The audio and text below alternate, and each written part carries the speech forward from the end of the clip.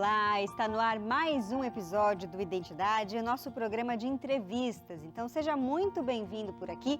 Espero que durante esse nosso encontro você consiga se inspirar e se motivar. Convide já os seus amigos para se inspirar também, viu? Eles podem nos acompanhar através do youtube.com/Novo Tempo e compartilhar o link para os seus amigos também. Na correria da cidade grande, com as dificuldades impostas pela rotina e com as incertezas típicas da juventude, a USP, Universidade de São Paulo, abriga mais de 30 mil alunos só na cidade universitária. Muitos deles, gente, completamente secularizados e sem nenhuma esperança, viu? Mas também reúne muitos jovens que buscam respostas para as dúvidas que os professores não podem responder. E com a intenção de abraçar esse público específico de jovens universitários, nasceu o CAJU, a Comunidade Adventista de Jovens Universitários. É sobre esse projeto diferente e super especial que a gente conversa hoje. Mas é daqui a pouquinho, viu? Porque eu preciso fazer uma pausa de 30 segundos, mas é bem rapidinho. Fica comigo.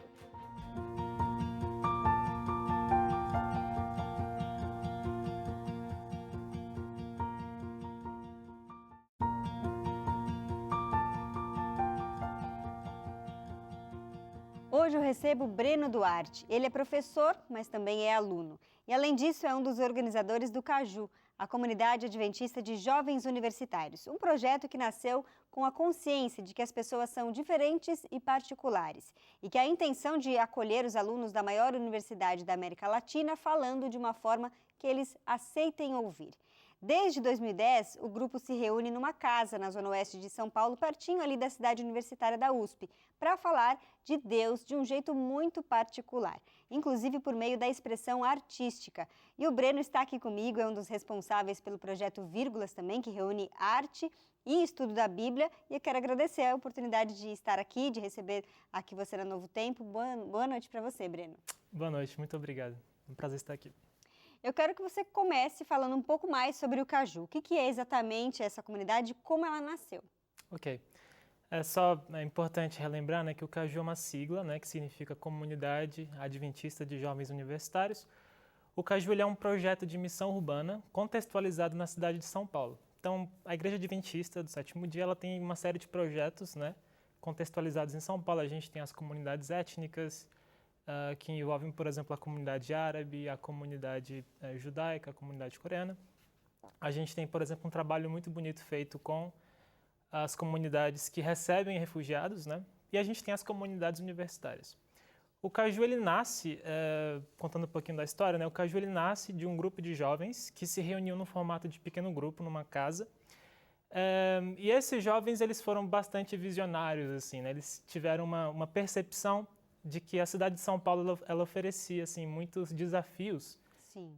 para as pessoas em contexto universitário. Muitas pessoas que, né, vão estudar em São Paulo vêm de lugares diversos do Brasil, deixam suas famílias, né, deixam seus contatos ali, e experienciar uma comunidade de fé, experienciar um contexto coletivo, né, de espiritualidade é muito difícil nesse contexto, porque você perde vários vínculos. Então o CAJU ele nasce assim, tentando ser uma casa, né, uma espécie de acolhimento para essas pessoas. A ideia ali é reunir os jovens adventistas universitários ou levar mensagem adventista para universitários que não conhecem, na verdade? Acredito que as duas coisas, né? As duas coisas, porque a mensagem adventista ela tem um compromisso assim muito sério com o estudo da Bíblia e a gente faz isso assim com muito comprometimento no CAJU. Ao mesmo tempo, a gente é um projeto assim, de missão urbana, então a gente lida assim, com todas as pessoas. A gente recebe todas as pessoas. Grande parte das pessoas que chegam ao projeto são universitários adventistas, mas a gente acolhe todo mundo também. Uhum. Agora, quem já passou por uma universidade sabe que muitas vezes é um terreno muito árido, né? Muito secularizado, né? Especialmente uma universidade pública também. O CAJU consegue contornar um pouco esse estereótipo? Como é que tem sido a aceitação da mensagem por esses jovens? Você traz um conceito importante na sua pergunta, que é a questão da secularização, né? Em comunidades religiosas, a gente tende a associar essa palavra com uma questão de comportamento. Geralmente, falamos de pessoas secularizadas, são pessoas que têm práticas ou comportamentos não cristãos, né? Mas se a gente vai no dicionário, a gente pode ver outros sentidos para essa palavra, né? secularização pode indicar também um processo histórico que atinge vários setores da sociedade, né? Então, quando a gente vai à padaria, quando a gente vai à prefeitura, enfim, esses são espaços secularizados, espaços de neutralidade, né, digamos assim. A religião não se torna um fator de inclusão ou de exclusão. E a universidade ela é sim um espaço secular, mas não necessariamente um espaço antirreligioso, né? Existem áreas do conhecimento que são dedicadas ao estudo da religião dentro das universidades públicas, né? A gente tem, por exemplo, a teopoética, né, que estuda sagrado, os estudos do sagrado e estudos literários. A gente tem, por exemplo, a sociologia da religião. A gente tem dentro da antropologia, né, estudos culturais, estudos em religião. Então o Caju ele é preparado para enxergar esses diálogos muitas vezes que já existem e muitas vezes propor novos diálogos também. Então a gente consegue sim contornar essas barreiras que eventualmente podem surgir entre o universo acadêmico e o universo religioso. Legal. E quantas pessoas fazem parte mais ou menos dessa comunidade? O Caju ele tem um público que varia bastante por conta da rotatividade que é comum de projetos universitários, mas a gente se reúne assim, né, enfim, em reuniões que tem bastante gente, a gente chega a 50 pessoas, 40 pessoas. Nossa, é bastante. Sim. E dura quanto tempo mais ou menos uma reunião de vocês? 1 hora, 2 horas? Depende do assunto, se for Depende muito do polêmico, assunto. dura mais, né? Sim, claro. A gente geralmente começa ali no sábado pela manhã, às 11h30 mais ou menos. Temos um almoço, né? E eventualmente ou a gente fica ali batendo papo, ou geralmente tem programações à tarde, ou a gente pode sair para fazer outros eventos. A gente tem projetos de voluntariado, né? Então a gente vai muitas vezes para comunidades carentes ou enfim, orfanatos. Suprir ali alguma necessidade, algum Perfeitamente. projeto mais social. Sim, E o exatamente. pessoal aceita bem, gosta de fazer esse tipo de trabalho. Sim, eu costumo dizer assim que essa parte do voluntariado, dessa dimensão social, está no DNA do Caju.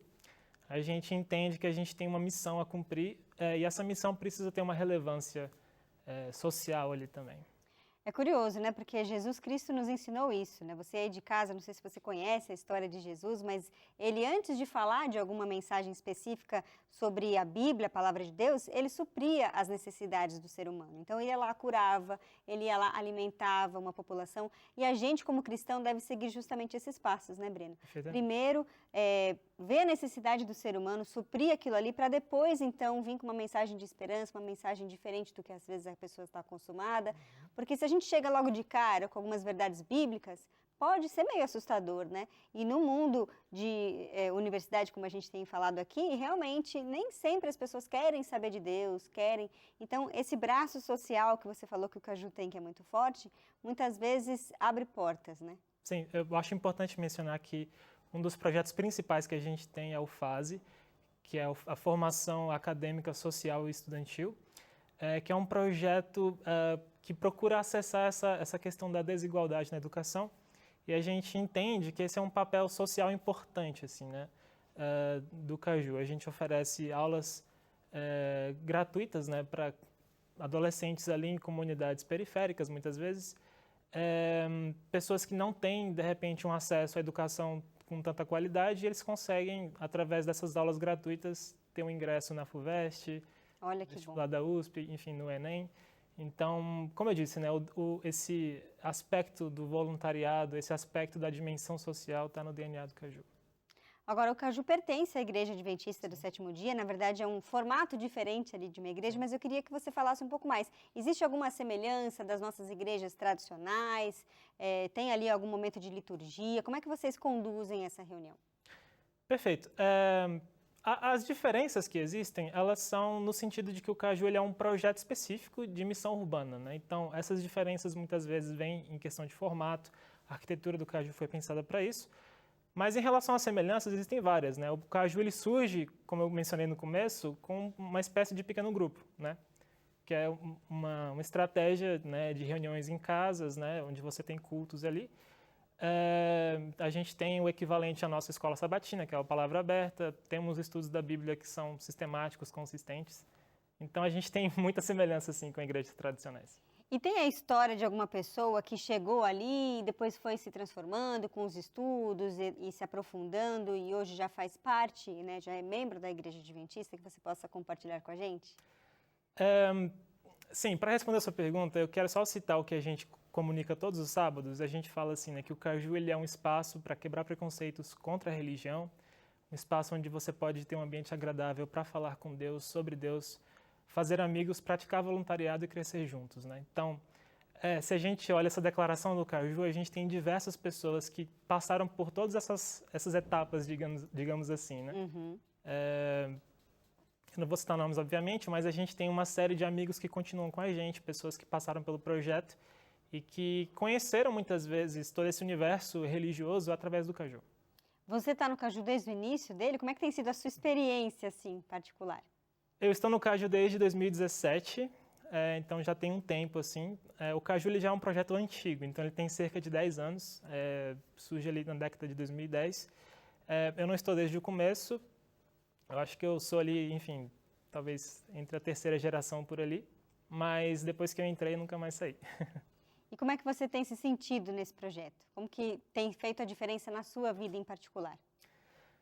O Caju, eu sinto que ele é um projeto que ele te abrange, ou ele te abraça em todas as suas dimensões, basicamente, né? Porque ele contempla, obviamente, a sua parte espiritual, porque você tem ali o contato com o estudo da Bíblia, você tem, enfim, você conhece amigos, você sai com eles e tudo mais. Por ser um projeto universitário, você também se sente contemplado em termos daquilo que você pensa mesmo. Você pode trocar ideias, você pode discordar, você pode acrescentar, enfim, sua perspectiva sobre as coisas. Então, para mim, assim, tem sido uma experiência muito rica, assim, né? Essa interatividade, essa troca de experiência que você citou é realmente muito importante, né? Porque as pessoas pensam diferentes uma das outras. Sim. E é importante a gente trocar essas experiências, ideias, e a gente sempre tem o que aprender um com o outro, especialmente aqueles que são diferentes, porque a gente às vezes fala aqui, né? Quando a gente é da igreja adventista, a gente está numa bolha porque todo mundo pensa igual. Então, essa interação com quem pensa diferente nos enriquece muito, né, Breno? É fundamental, assim, é fundamental. O Caju, ele já teve grupos, assim, bem heterogêneos, então a gente tinha pessoas que realmente pensavam diferente em vários níveis. E a gente percebe o quanto que isso é rico, né? O quanto que isso desafia a gente, não só a acolher o outro, mas muitas vezes a questionar, às vezes, aquilo que a gente tinha como tão certo, tão estabelecido, né? Porque se você pensa assim que existem duas pessoas sinceras que têm opiniões diferentes, é muito provável que você possa aprender com aquela outra pessoa também. Certamente.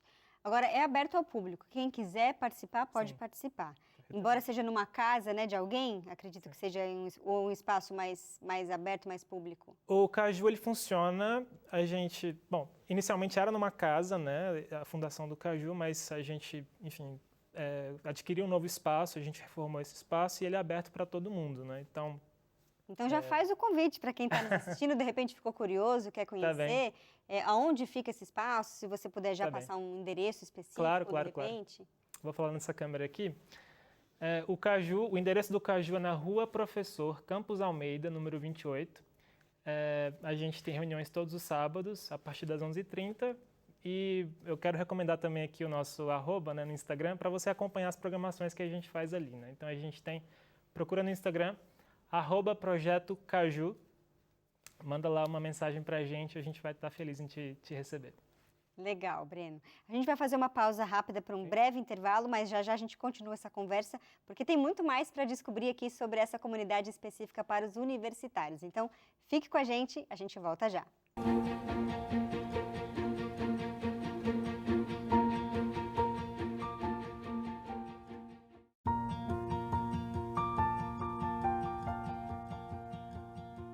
Identidade de volta nesta noite conversando com o Breno Duarte, ele que faz parte da comunidade adventista de jovens universitários, que funciona ali na região da USP, né, a maior universidade da América Latina, falando um pouco sobre Deus de uma maneira diferente para uma cidade muito secularizada, né, no mundo pós-moderno que a gente vive hoje. É difícil muitas vezes as pessoas se interessarem por Deus, mas a gente tem um jeitinho diferente aí para conversar com todo mundo. Então, a gente vai continuar esse bate-papo já, mas antes disso, eu quero aproveitar esse momento para oferecer para você aí de casa um guia de estudo muito especial, lançado aqui pela Novo Tempo, que é o Pais Preparados,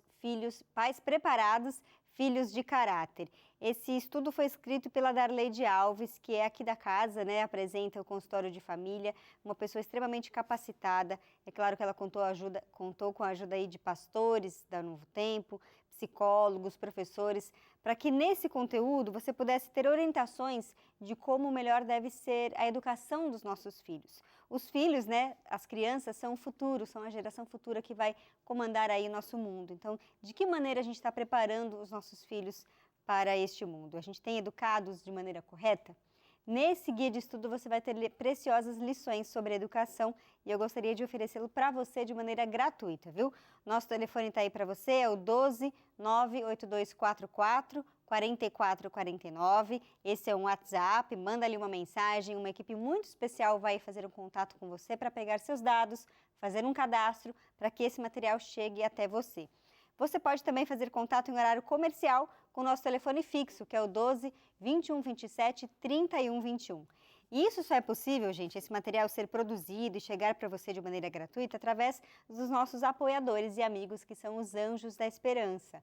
Então, se você quer ser um anjo, quer apoiar o Ministério da Novo Tempo, para que os programas continuem acontecendo e a gente possa levar essa mensagem de esperança para mais e mais lares, para que esses guias de estudos produzidos aqui possam chegar a mais pessoas, também é possível fazer parte desse Ministério dos Anjos através do telefone 12 21 27 30 30. Não tem uma quantidade mínima ali que você precise doar, você doa de acordo com as suas possibilidades, de acordo com o seu coração. Mas a gente agradece a cada anjo da esperança que ajuda essa mensagem especial chegar a muitos e muitos lares. E a gente estava aqui conversando com o Breno, quero continuar a nossa conversa, Breno, falando mais sobre esse projeto Vírgulas, que eu sei que tem ali dentro do Caju, e eu queria que você explicasse melhor que projeto é esse. Eu sei que ele envolve, inclusive, estudo bíblico com expressão artística. Que mistura é essa? Eu tenho muito prazer de falar desse projeto, né, porque ele foi pensado realmente para combinar a expressão artística com o estudo da Bíblia. Muita gente não sabe, mas a Bíblia é um texto artístico, né? Então, a gente tem, por exemplo, 43% da Bíblia é feito em formato de narrativa. A gente tem outros 30 e tantos por cento que é poesia pura, né? Os outros 20 e tantos por cento são discursos ali e tudo mais. Então, a Bíblia ela tem uma dimensão artística muito evidente, né? Então, assim, eu acho que nada mais justo do que você fazer, né, justiça a essa dimensão artística da Bíblia, um projeto que consegue articular não só os princípios bíblicos ali, mas também, enfim, a gente faz isso a partir das narrativas, a partir das poesias, a partir da própria característica artística que o próprio texto bíblico dispõe. Né? Dispõe. E você, inclusive, escreveu, né, um livro de poesias, quero mostrar para o pessoal aqui de casa, chamado Noite e os Lumes da Janela. Sim. Conta para mim, eu vou mostrar aqui para o pessoal de casa, conta um pouco sobre esse projeto, como é que surgiu essa ideia, foi você mesmo quem escreveu, são poesias, fala um pouco para gente. Esse é um texto artístico, né? Ele é um livro que ele usa a metáfora da noite para falar da vida de forma geral. E eu tenho, assim, uma influência muito forte de estudos da Bíblia, né? Sou um biblista, basicamente, e eu me inspirei muito, por exemplo, nas narrativas que aparecem em Gênesis, ou, enfim, principalmente as narrativas do começo mesmo, da criação. Essa coisa de que a palavra ela está associada com o processo de criação. E eu entendo isso. A criação artística ela está associada com um processo criativo que é divino também, sabe? Eu quero citar aqui uma grande referência para mim, um escritor brasileiro chamado João Guimarães Rosa. E ele deu uma entrevista que ficou muito famosa e ele disse que eu escrevo para conseguir me aproximar de Deus. Eu acho que da mesma forma eu escrevo para conseguir me aproximar do Eterno, né? Acho que... É curioso como a escrita tem esse poder, né?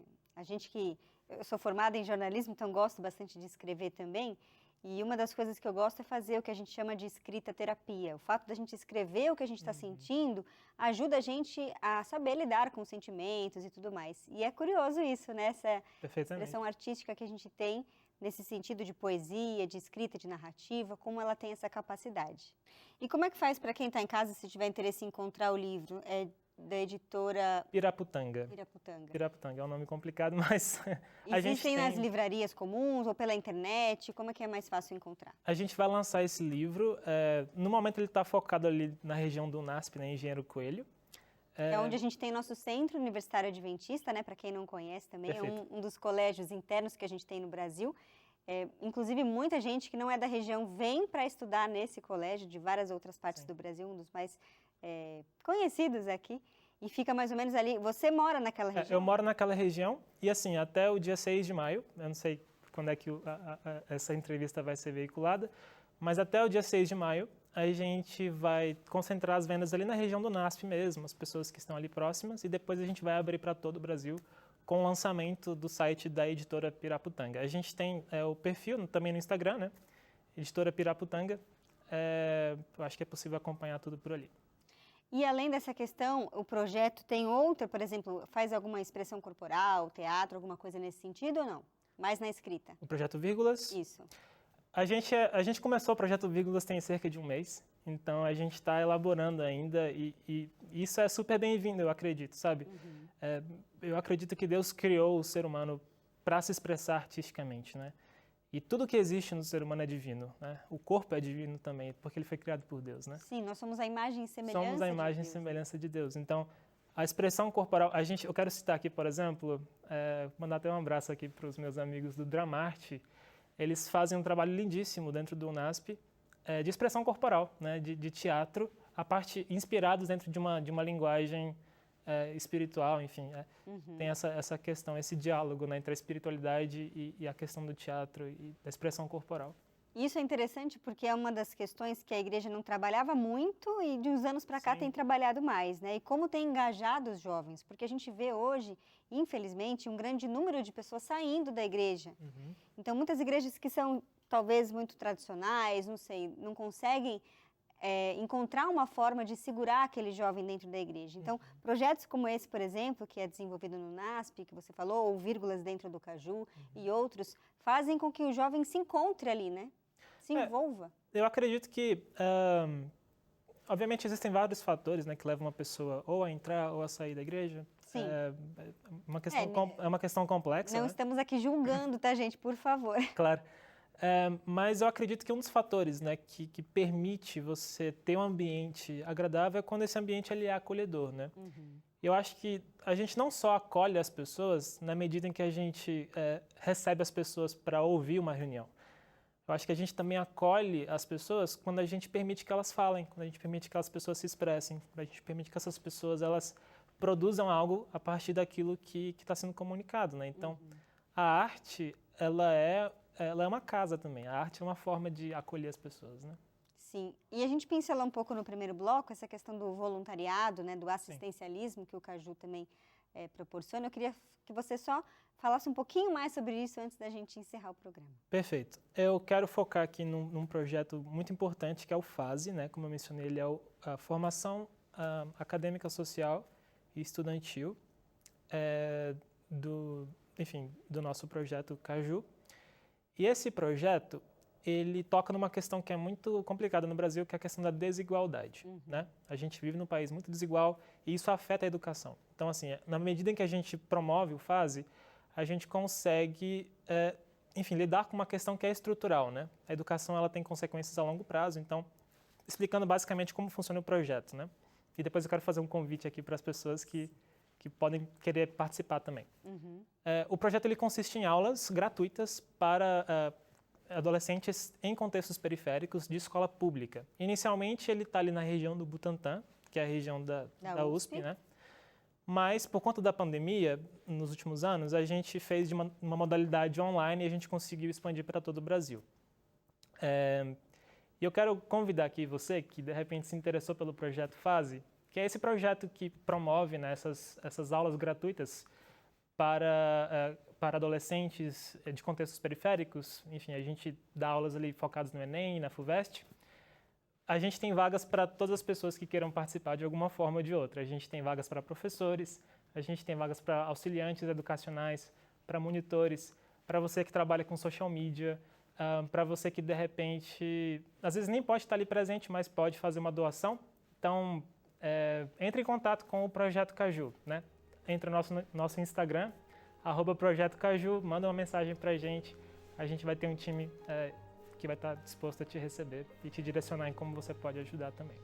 Convite feito, então. Breno, eu quero muito agradecer a sua presença aqui, desejar que Deus continue abençoando você, em especial, e o Projeto Caju como um todo também. Uma ótima noite. Obrigado. E a gente fica por aqui, gente. Até amanhã com outro programa. Até mais. Tchau, tchau.